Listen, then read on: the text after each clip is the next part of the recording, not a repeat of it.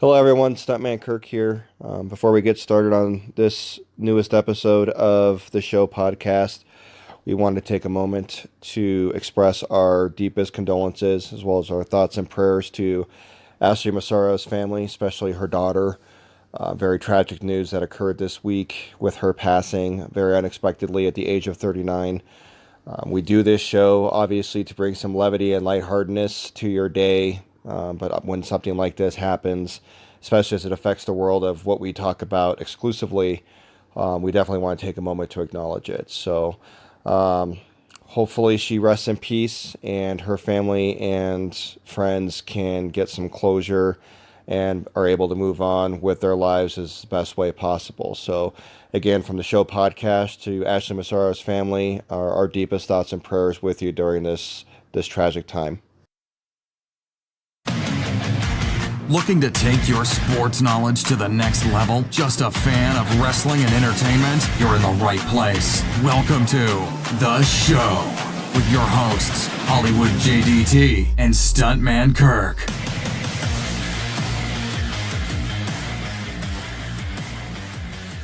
Ladies and gentlemen, welcome to a brand new episode of The Show. I am the one and only Hollywood JDT, and my co-host is none other than Stuntman Kirk. How are you doing? I'm doing great, sir. It's Friday, so happy Friday to everyone out there. How are you doing today, sir? I'm doing good. It's been a good day. Cannot complain. So, hey, today's episode, man, is all about WWE's Money in the Bank, which goes down this Sunday. How excited are you for this pay-per-view? I'm pretty excited, actually. After 10.5-hour WrestleMania, you thought you'd be kind of spent on wrestling, but given it's been about 6 weeks since that WrestleMania 35, I'm actually really looking forward to this match, this pay-per-view. And then obviously, ladder matches are probably my favorite match of all time. So Money in the Bank definitely I hold in a high regard. So definitely looking forward to it. Super excited. Should be a lot of good matches, a lot of good storylines developing. I fully agree. I'm looking forward to this. This should be good overall. So let's get right into it. Like I said, it's all about Money in the Bank. We're going to give our predictions and break it down what our thoughts are going to be. Let's start it out with the WWE SmackDown Tag Team Champions, Daniel Bryan and Rowan versus the Uso brothers on the kickoff show. What are you expecting from this match? I think Daniel Bryan and Rowan are going to win. It kind of makes sense to give them the belts since they're kind of the, incumbent tag team coming into this. And then that way they can kind of battle the Usos or whoever going forward. You kind of wonder how this match would have been, otherwise, given different circumstances, but I'm going to go with Daniel Bryan and Rowan for the win. All right, I'm right there with you. I think the champs retain. It's going to be Daniel and Rowan both retaining the titles. I do think we're going to see something with the Revival coming in since they have something going with the Usos there, and they'll kind of set that up. But I do think it's going to be Daniel Bryan and Rowan retaining the SmackDown Tag Team titles. But I do think, like I said, there's going to be something there, which honestly I can see setting up kind of a Raw Tag Team champion. I can see the Revival, who've been getting a big push lately since re-signing and getting that big push. I do see them with the Usos. I can see that being added in to the main card later on due to something that will happen there. But we'll see kind of how this goes out. It's interesting to see that Daniel Bryan is going to be opening up the show overall. After being the champ and running at the top for so long. I don't think that's a bad thing at all, but it's kind of interesting. It's just a little footnote there to kind of look at. Well, I mean, I think, you kind of have to look at it, give and take. I mean, he was on top for a very long time, but now he's got to kind of, go back and let others kind of get their shine a little bit. And, I don't think it's a bad thing. I mean, he's still champion, so, it is what it is. I mean, there are worse things in life than being a tag team champion, that's for sure, in WWE. So we'll see what happens, but I expect Daniel Bryan and Rowan, to retain the titles. No, fully agree. That's right where I'm at there with you as well. All right, moving on. Roman Reigns versus Elias. What do you expect? Roman Reigns is going to win this one. It's kind of hard because, when Vince kind of gives a push to someone like he did with Elias when Elias went to SmackDown, it's kind of hard to predict how they're going to book that match. They obviously are building Elias a little bit here. He's had encounters with Roman Reigns, The Undertaker, Kurt Angle, not Kurt Angle, but John Cena. So I think my feeling would be Roman Reigns is going to win because I think it's just kind of throw him a bone a little bit to get him a push on SmackDown now. But it wouldn't surprise me if Elias somehow comes out with the win as well. So your pick, though, is Roman? My pick ultimately is Roman, but don't be surprised if Elias wins this match. See, and that's right where I'm at. I'm picking Elias on this. I truly think I think there'll be something funny there. I think we're going to see some funny business with it. I can see Vince McMahon getting involved. I can see there being a Roman, Shane McMahon type thing. I do think this will happen probably after the Shane's match in the card wise, but I do think that, just kind of looking at some forecasting on some matches there, but I think Elias wins this one. I think he gets the win, kind of furthers that push, but it's definitely going to be with some McMahon interference or McMahon helping, one of the McMahons helping in some way or fashion. And that wouldn't surprise me at all. That's truly right where I'm at. Cruiserweight champion Tony Nese versus Daivari for the Cruiserweight Championship. Now, I know you don't watch a lot of the Cruiserweights or any of the 205 show, but from what you do know about it, what are you expecting here? All right, so I'm going to go with Tony Nese for the win. He just won the title at WrestleMania. Again, my experience with the Cruiserweight since I've gotten back into wrestling here in the last few weeks, couple months, they obviously don't feature the Cruiserweights very much. In fact, the Cruiserweight Championship was a pre-match even on WrestleMania 35. So I didn't even get to enjoy that to kind of get a little bit of background into what they've been doing with the Cruiserweights. But since Tony Nese this is his first reign, I'm thinking he's probably going to come out with the win. I'm right there with you. I think it's way too soon to take the belt off of Tony Nese at all. I think it's going to be a great match. I can truly see this opening the show, the main card, and that won't be bad. These two guys can tear down the house. They can go. Daivari, I think, truly deserves a run with the title. I think he's earned that in the big picture, but I think as of for right now, this is just way too much of a it's just too soon to take it off of Tony Nese. He just won it at WrestleMania, got the big win. I think it's important that he gets to keep that and kind of keep pushing it forward. Yeah, no disagreement there. All right. It is Shane McMahon versus The Miz in a steel cage match. Yeah, I got The Miz on this one. They had Shane go over at WrestleMania, which as talented as Shane is and as much as I enjoy his what he brings to the entertainment value of wrestling, because he definitely pulls no punches.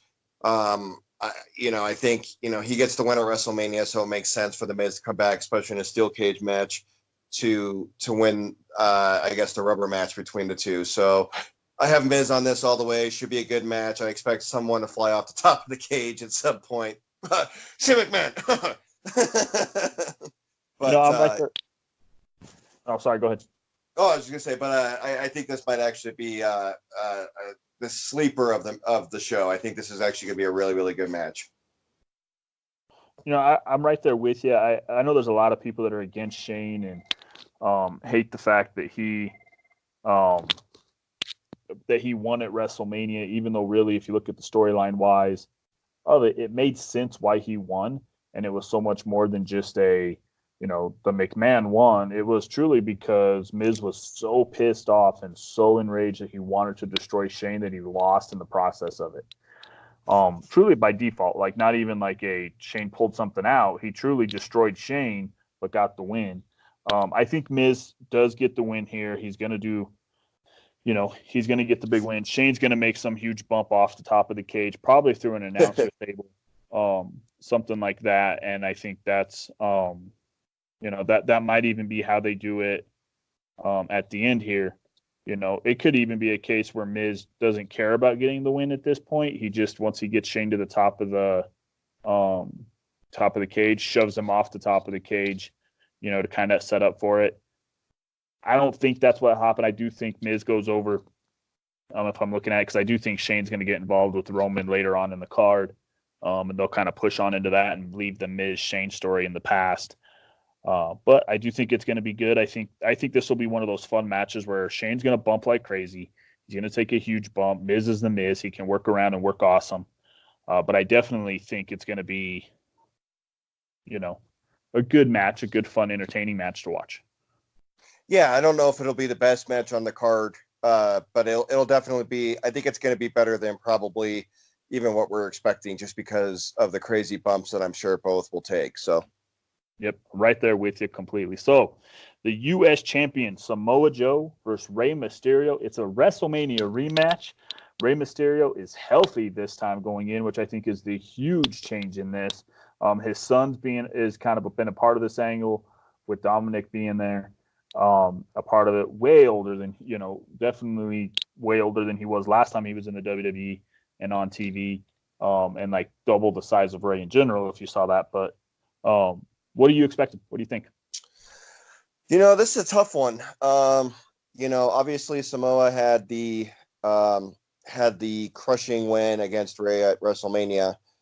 So part of me feels like they're going to, and a lot of that, obviously, as you stated, was because of the injury. They had to hurry up and get Rey in and out of that match. So this is tough because I think it's going to be more competitive, and I think it's going to be more it's obviously going to be more of a actual wrestling match than a squash match that the WrestleMania match was. I still think Samoa Joe is going to come out and win this. I just think Vince likes the kind of, that kind of wrestler type. I think they're trying to push Samoa Joe here somewhat with the United States Championship.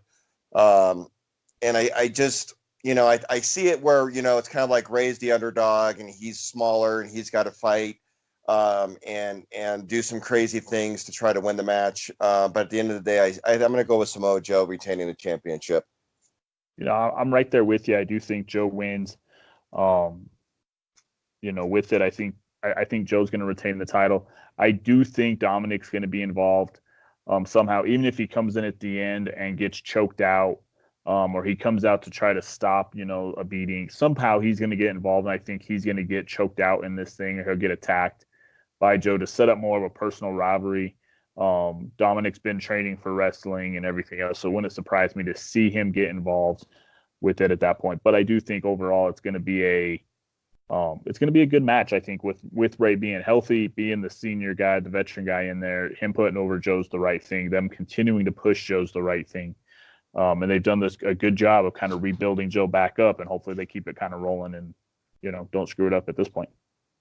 So far, the only match we disagree on, if I'm not mistaken, is Roman Reigns and Elias. And that's kind of we kind of both feel that's like a 51-49 kind of match, depending on how they decide to book it. So it looks like we're thinking alike here on how this card is shaping up. So I agree. We're gonna come back. We'll get into the ladder matches here in a minute. But let's jump into the WWE champion Kofi Kingston versus Kevin Owens for the WWE Championship on the SmackDown side of the house. I know where I'm sitting with this, but what do you think?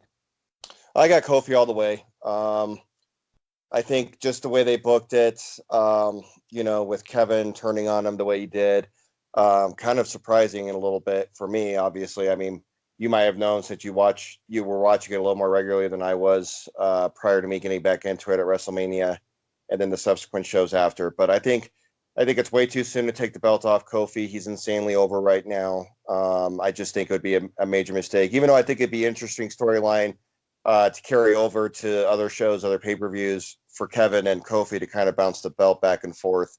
I just think his first, kind of title, defense should be a win if they're going to take his championship seriously. So I'm gonna take Kofi on this one. Yeah, I'm right there with you. I totally think Kofi's going to take this one. I think it's too soon to take it off him, but I do think they could have a good thing with kind of tossing the belt back and forth a little bit with them. I think they could still keep it strong by doing so. But I think what they're going to do right now is they need to give Kofi a strong title win to be able to show that he doesn't need the New Day there to win. He didn't need the New Day to win the title at WrestleMania, even though they were there. He doesn't need them now to get his first big title defense. I think it's going to be Kofi winning it. I do think completely, though, that they really rushed this angle with Kevin Owens. I think they could have done a little bit more of a few months more with it, of building it out and really keeping Kevin Owens as the face and letting that play out a little bit more before he turned on Kofi. It was kind of too soon. I think everyone expected it, and they did it, which is what it is. But I think had they pushed it out a couple more, they did the turn with Sammy when he came back and some of those things. But had they kept pushing it out, I think people would have been like, oh, they're actually going to keep him face. And once they got at that point, got past he's going to turn, and got behind him, and then he turned on him, I think that would have made it a million times better and got Kevin Owens back over more. But, WWE, they do what they do. And like we argued before, this is why the ratings are where they're at. But I do think Kofi retains at this point. Well, it's tough because, just based on the dynamics of what they have going on right now on SmackDown, who would they really going to be able to have him in a good storyline right off the bat? So yeah, they did rush this. It would have been nice had they been able to build it a little bit, maybe towards SummerSlam. But I guess I understand why they're doing this, because they're trying to give both guys a push, which would also make sense, as we just talked about, that, hey, maybe this could be an opportunity. They do drop the belt to Kevin Owens, and then that way, next pay-per-view or next show, they can have a title rematch, and then they kind of bounce the belt back and forth to an actual like major match, or like a stipulations match at SummerSlam that kind of really brings it home. We'll see what happens. I'm still going with Kofi all the way. I just think that it would just be a bad idea to take the belt off him this quickly. He seems to be insanely over. I'm excited for have him as a champion right now. So hopefully WWE feels the same way and doesn't make a mistake here. No, I'm right there with you. Let's move on to the WWE Universal Champion Seth Rollins versus AJ Styles for the Universal Championship. I'm going to say it right off the bat. It's Seth Rollins keeping the belt. This is going to be, I think, it might not be the main event. I think they're probably going to go with one of the Becky Lynch matches for that. But this match is probably going to be the best match on the card, hands down. No, I agree. Should be. I don't see any reason why it can't. I'm gonna go with you on this one.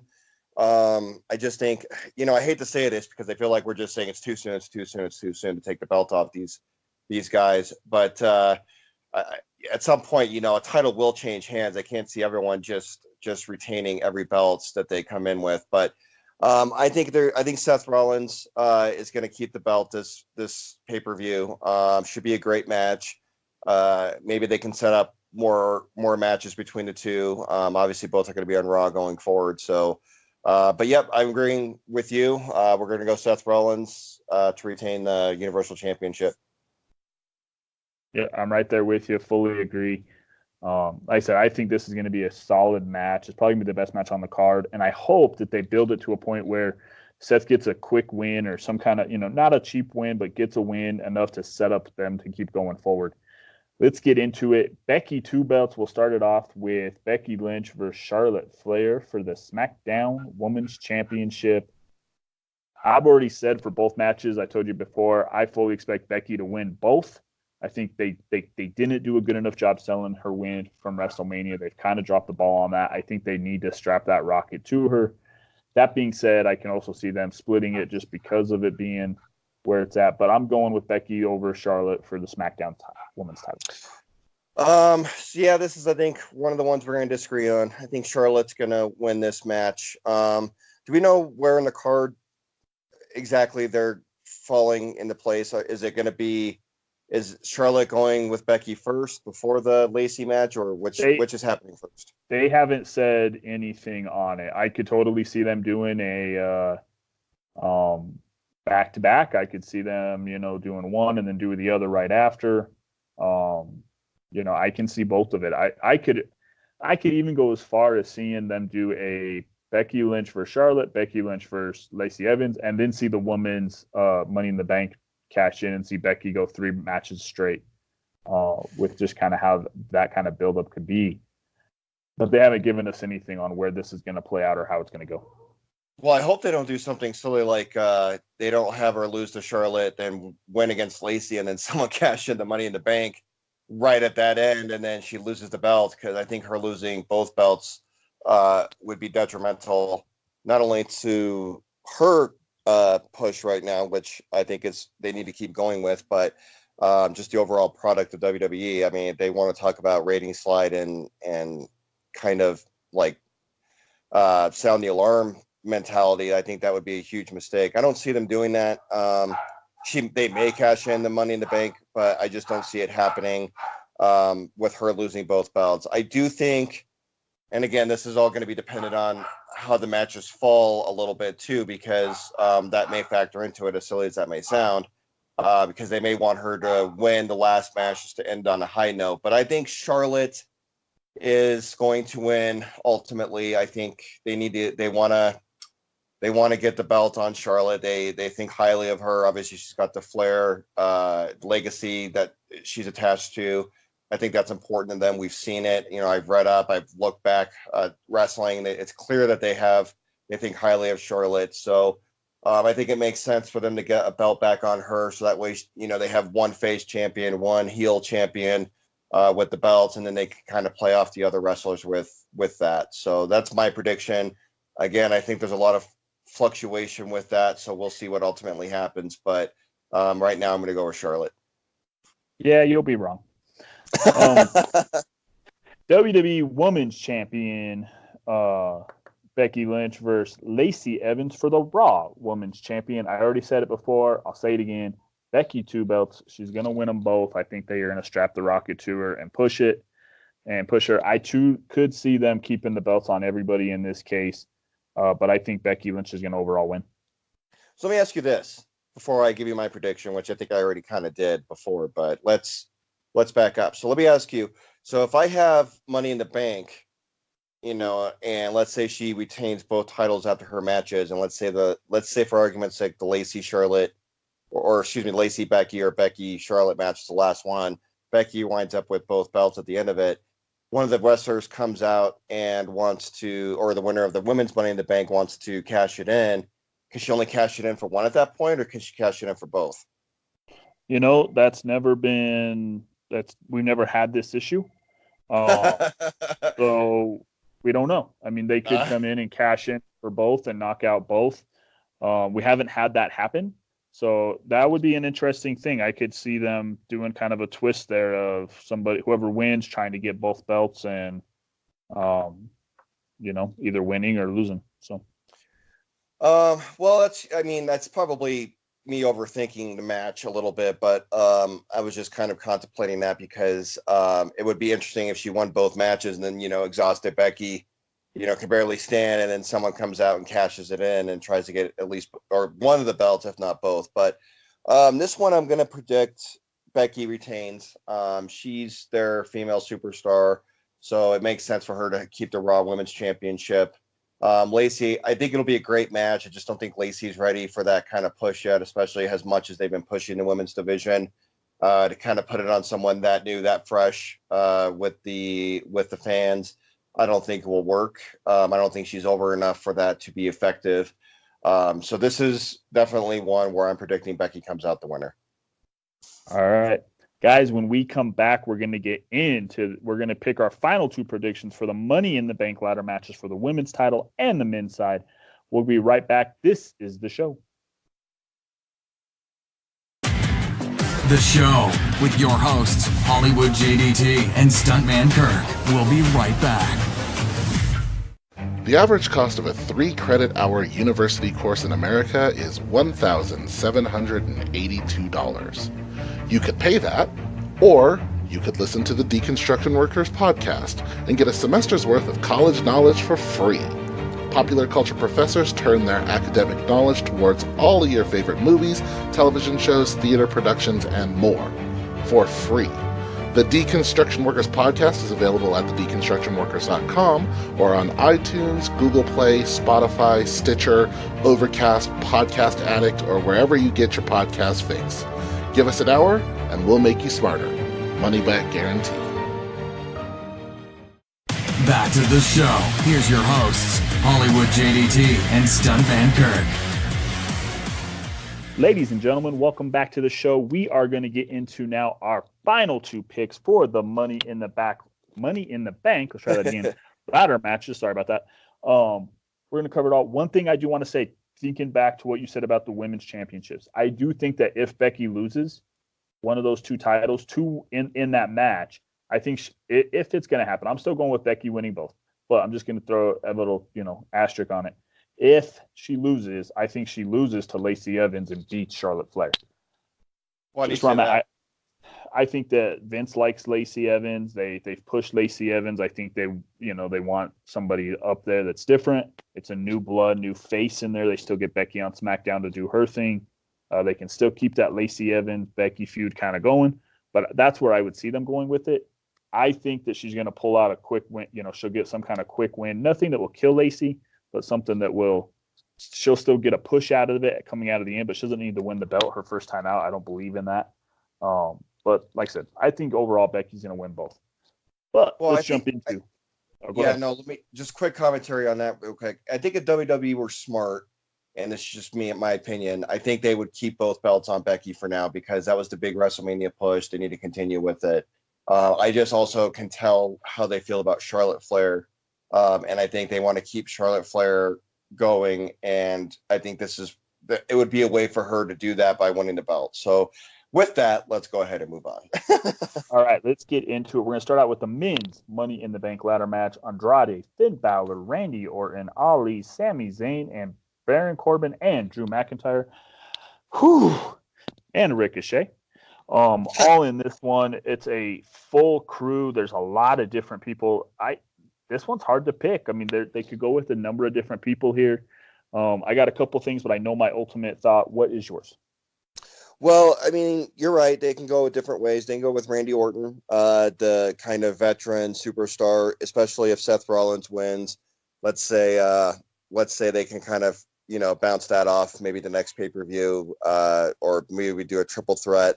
AJ Styles, Seth Rollins, Randy Orton, with Randy Orton kind of being the veteran there. Randy Orton on this card, even with the exception of Shane McMahon and a little bit of Kofi Kingston, is probably the most experienced on here. Rey Mysterio as well. So it wouldn't surprise me if they went that route. They could also go with Finn Balor because he's kind of with the WrestleMania push. They could be going or continuing with that.